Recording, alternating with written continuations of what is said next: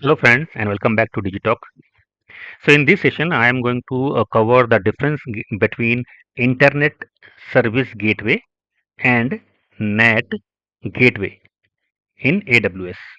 Okay, so we have different kind of a gateways in the AWS cloud. Okay, and these are the two very important critical gateways. Okay, so if you are working as AWS admin or maybe you are working a cloud support, okay, it is very important to understand Internet Service Gateway or NAT gateway.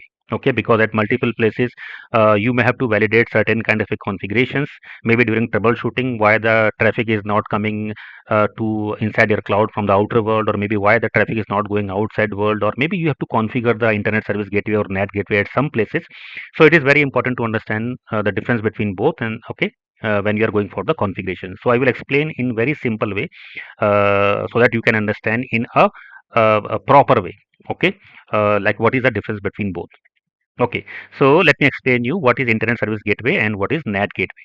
Okay, so whenever we configure our resources in the cloud, or specifically in the AWS cloud, okay, so first we create our account, and after creating the account, the very first thing what we configure the VPC, virtual private cloud. So this virtual private cloud isolate your cloud resources from the other customer, right? Because in the cloud data center there are multiple customers, so every customer's resources need to be segregated from each other, they need to be isolated from each other. So for that we configure the VPC. So VPC give you a virtual cloud private network which segregate your resources from the other customer.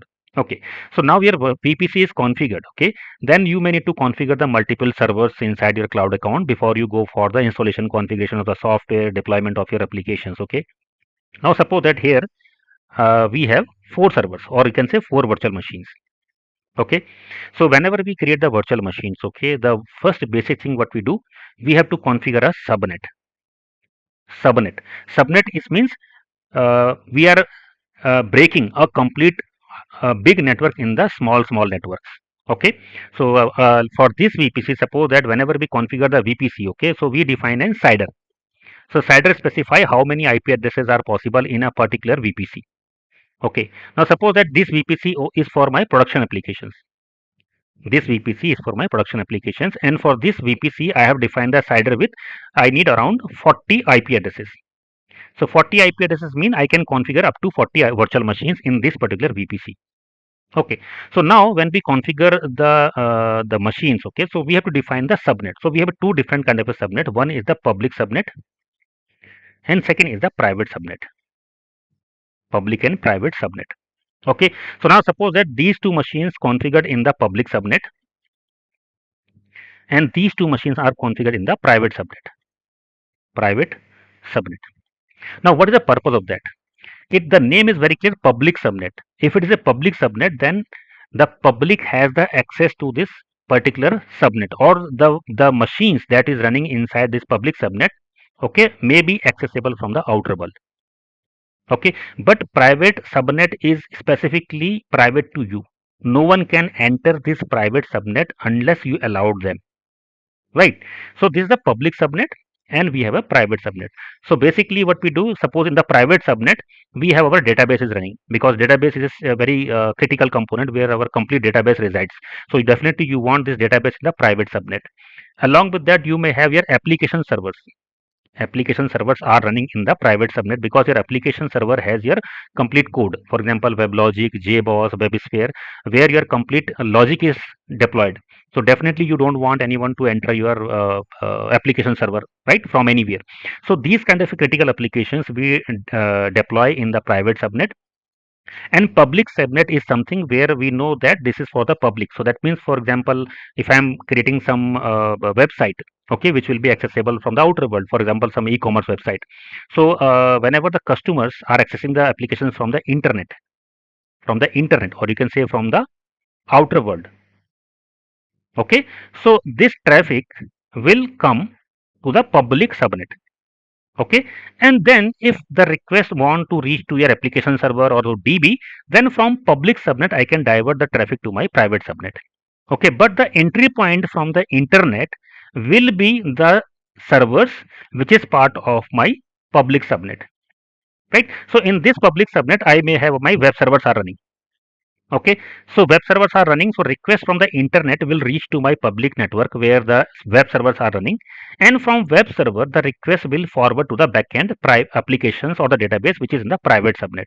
So by this way, no one can from internet directly reach to your private network where your database is there, applications are there, right? So this is the public and private subnets. Now come to the internet service gateway.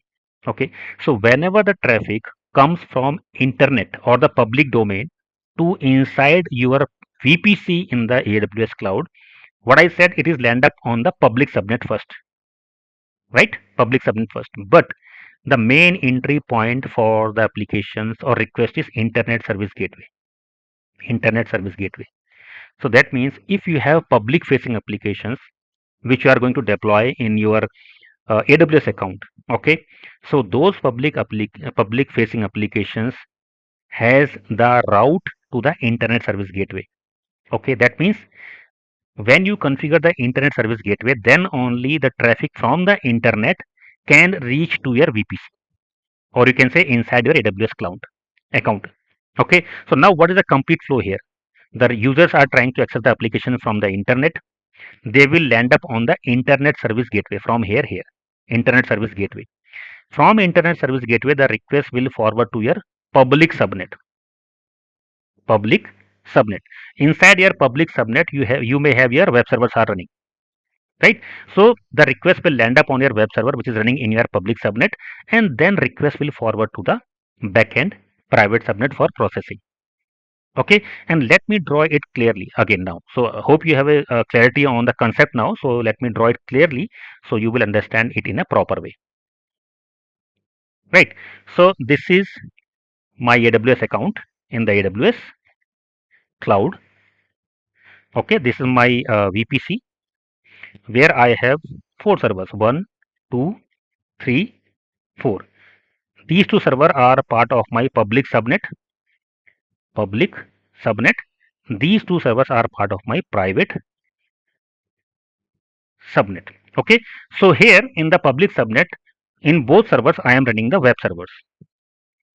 Okay, and my websites are deployed in the private subnet. So here I have my app server,